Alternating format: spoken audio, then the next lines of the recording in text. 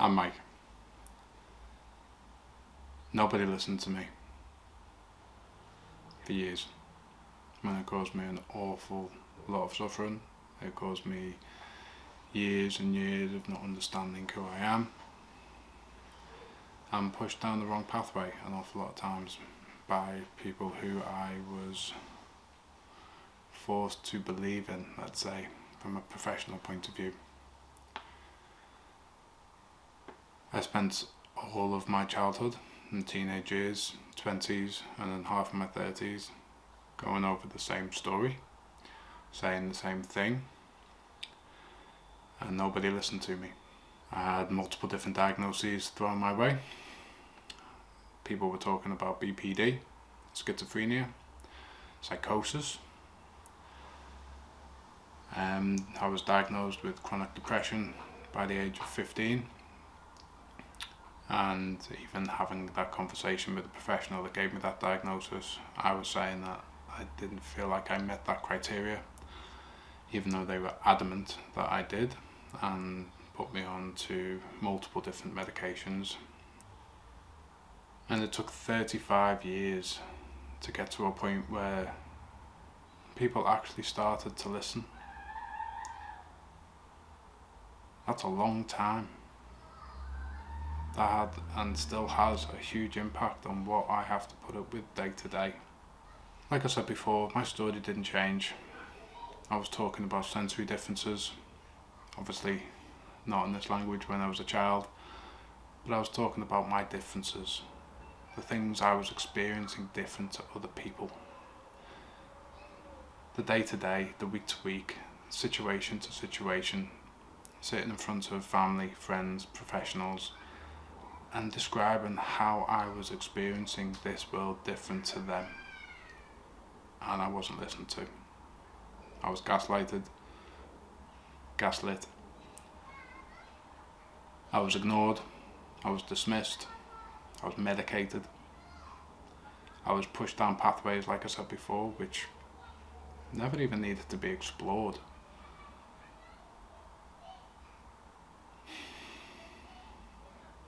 Like I said, I got to 35 and things were at a breaking point. I was either going to commit myself to a psychiatric ward or worse. I was in a very dark place.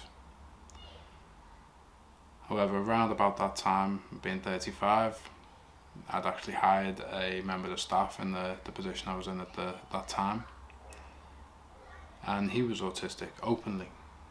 And he started describing some of the reasonable adjustments that the organisation and myself and the team could make for him to allow him to be himself, to function in the best way possible, so he could be supported at work to do his best. And I started realising that there might be something to what he was saying, because an awful lot of what he was describing, I started to realise that could help me. At the same time, very coincidentally, I was also helping a lady open up a cafe in Norwich, and she was also openly autistic. And again, a lot of the experiences, day to day and life experiences that she was describing, that she was just basically giving me a heads up about, just to allow me to be able to then understand where she was coming from and potentially support her in different situations, was exceptionally helpful for me too. So I started doing an awful lot of personal research, because like I said, the professionals that I dealt with since I was a child, a young child, every last one of them had never listened to me.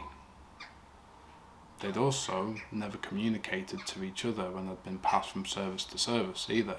So it was just like starting again every time. When I started doing the personal research, I delved in deep. I found out an awful lot of information that crossed over. I was never ever chasing a diagnosis of autism. I was looking for answers to questions that I'd had all my life. And I'd actually drawn out a Venn diagram of 12 different diagnoses, all crossing over with one another, of what potentially that I could be dealing with. It wasn't until I really started filtering this down and listening to the person I'd hired and the lady opening up the cafe, I started to really think, okay, there could really be something here. And again, I didn't start chasing the diagnosis, but I started investigating the pathways to try and find these answers. That took an awful lot of personal effort, energy, capacity. It led me into multiple autistic burnouts. It affected my mental health. I was constantly questioning myself. I was constantly self-critiquing what I was looking at, where I was going, just the time and effort it was just to filter through some of the absolute BS online as well. Without any support from the professionals that I'd been asking for support from for years, pretty much since I was about 6 years old. Like I said, nobody listened. Because of no one listening, my mental health suffered greatly. Yes, chronic depression was bounced around when I was a teenager, and I was clinically diagnosed with chronic depression when I was 15, but I still don't think I was depressed at that point. I think I was suffering from my needs not being met. I do believe that I now suffer from chronic depression because my needs hadn't been met for half a lifetime. Not to mind some of the physical issues as well. Along with being autistic, I also suffer from hypermobility and fibromyalgia. Again, something that I described in full, literally textbook, without me ever looking at a textbook, since I was a child. This information was again dismissed, disparaged. I was told that this wasn't the case, so gaslit once again, and I just should crack on, literally toughen up. I had a couple of clinicians tell me that. I had my dad and my mum tell me that. That's not what you need to hear when you are blatantly asking for support and describing your experiences going through life. This not only had a huge impact on my physical health, but my mental health suffered greatly. I started losing confidence in even asking for help. I felt like I needed to do everything. That built into year upon year of becoming very cynical about other people and myself, quite frankly. I didn't have the confidence to actually look for help.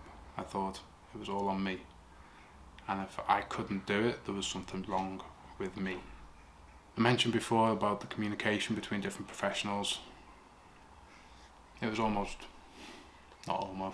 it was non-existent.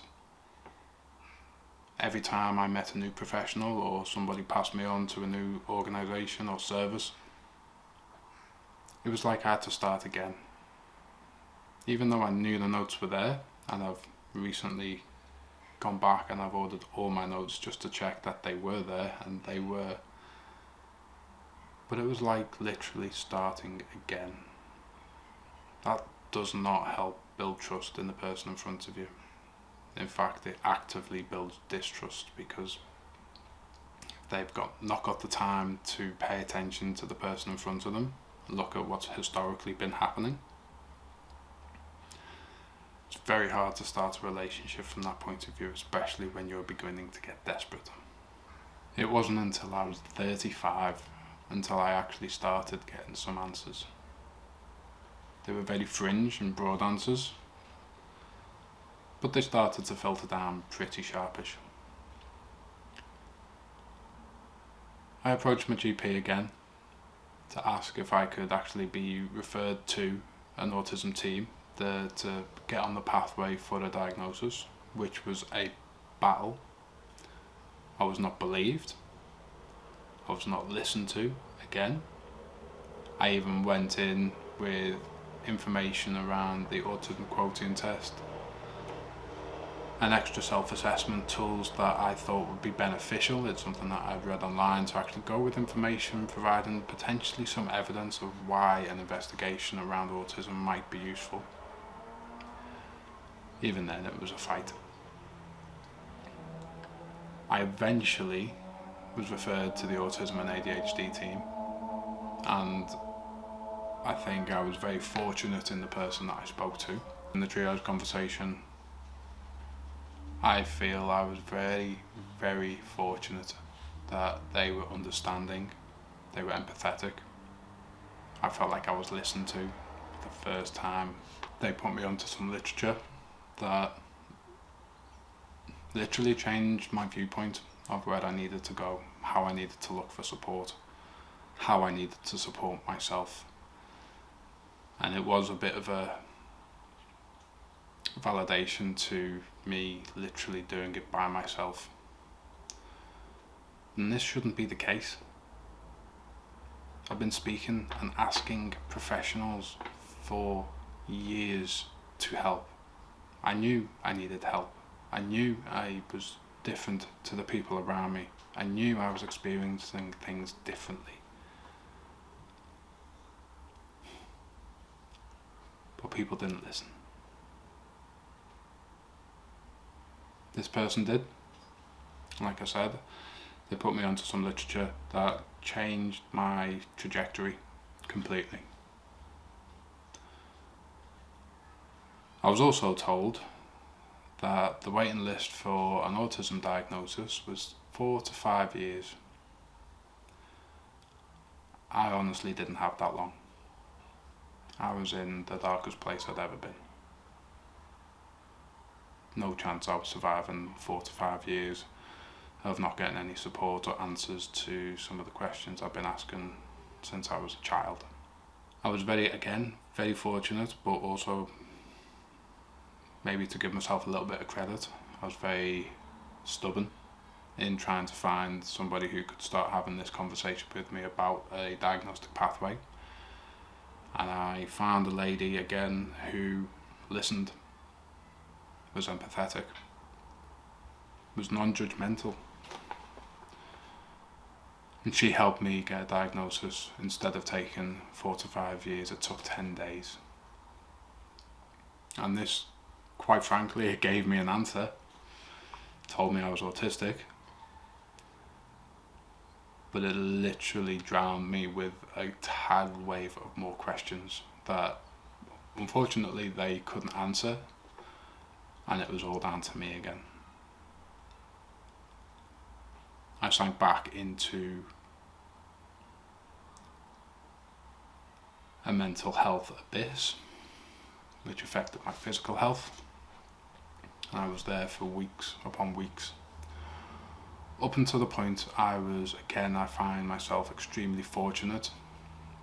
I only moved to the county just a year before I actually had the fortune to get this leaflet put in front of me.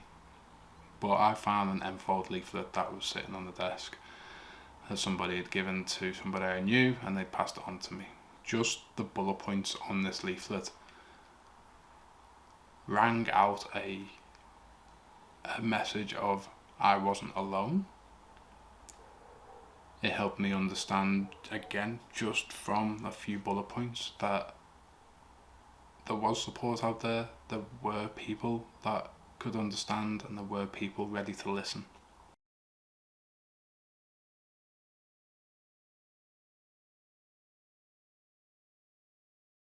I called up about the support. A few days later, I was able to access that support with the founder, Diane. And she took me through the initial support and introduced me to a way that I could start thinking about me and learning about me. I was listened to, I was understood, and I began to understand myself. I'd never had that from anyone, from my family, my friends growing up, even to my wife at that point. It's changed now. She understands me an awful lot better, but so do I too. Enfold and Diane gave me the biggest gift I think I've ever been granted, and that was the chance to learn about myself, truly, through a neurodivergent lens. Start understanding how I can support me in the best and most beneficial ways to help me. It's changed my life completely. It's still a work in progress, don't get me wrong. I'm still learning.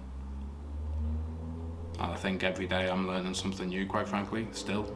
And I'm talking from, this is my diagnosis from 3 years ago now. I'm still learning. But every time I do learn something, it changes my day to day. It changes how I move forward. It changes how I look to the future. I've started to build confidence in myself. I've started to build confidence in other people. Especially now the circles of people that I work with and socialise with, they've changed as well. I was fortunate enough for the conversation after the support to continue with Diane. I felt like she'd actually given me the capacity, and I'd started learning about myself to give that capacity back to me where I could give back. So I started volunteering with Enfold. That moved to me being invited onto the board of trustees for a short time. Then they sacked me from the board of trustees, but for a very good reason. They'd actually offered me a position as an employee, and I grabbed that with both hands. It was my chance to actually start giving back the support I'd been given to people just like me and families that were going through things just like this with their children. And I felt like that was the best way I could spend my time, in actually helping people understand themselves and for families to understand their children, so people can be supported at the earliest time possible, if possible. If not, whenever the support can be put in place. Going back to the communication elements from a mental health point of view, I'm still recovering from the years that I didn't get the right support for myself from a mental health point of view. I'm still having communications with different services within the NHS, and they're still not listening, quite frankly. I've recently had multiple conversations with organisations that will constantly repeat the same sentence over and over again. Do you want to try medication? Try this medication. Just think about it. No, it could really help. After I've already described to them, and this is something that I began describing since I was 16, any medication I've taken, whether it's SSRIs or pain management or beta blockers or numerous other medications, they've always made my situation worse. They make my mental health worse. They make me suicidal. They make me paranoid. They make me dissociative. But every professional I sit in front of or speak to or have a Zoom chat with or Teams chat always refers back to I should take medication. And it's like I'm still not being listened to by the professionals and the people who I should apparently hold in high esteem for the position that they hold. When they don't fully understand the person in front of them, it does feel like they just revert back to a textbook answer of medication helps.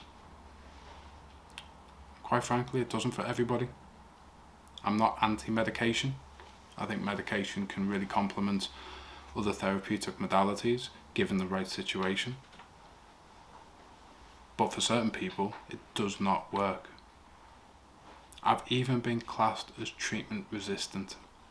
I've had that from a psychiatrist, multiple psychiatrists. I've had that from different services within the mental health teams as well. Yet they still try and force medication on me. If I'm treatment resistant, stop trying from a medication point of view. Try something different. Try understanding my situation more. Try listening to me. Might actually help me. I think that's the biggest message I can put across. It's not about what you know. It's about what you can learn about the person in front of you. That's what helps support them. Just because people have read X number of textbooks or been to X number of lectures or have got certain letters after the name, that doesn't mean you know everything. Because I'm living proof. I had 35 years of people not understanding me. I had 35 years of me not understanding me. Being able to listen actively and not tokenistic, putting your ear to the side and pretending like you're taking all the information in. Actually listening to the person in front of you.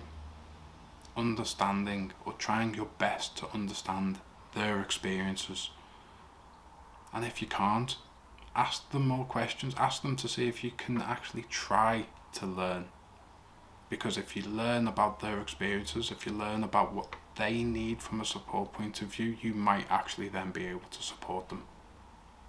I actually hope people learn from other people, not from textbooks, not from lectures, not from standard operating procedures that the NHS is so fond of, but actually learning from the people in front of them, learning from personal experience, learning about their day-to-day, learning about their viewpoints, their opinions, what impacts them. I believe that's where change can happen. It started happening to me with Enfold, and it continues to do so. But it needs to be more. It needs to be throughout the services within the NHS. It needs to be throughout the NPOs, charities, across the county and across the country. A lot of the things that I suffered from could completely have been avoided if I'd have been listened to in the start. But I wasn't. Don't let that happen to anybody else.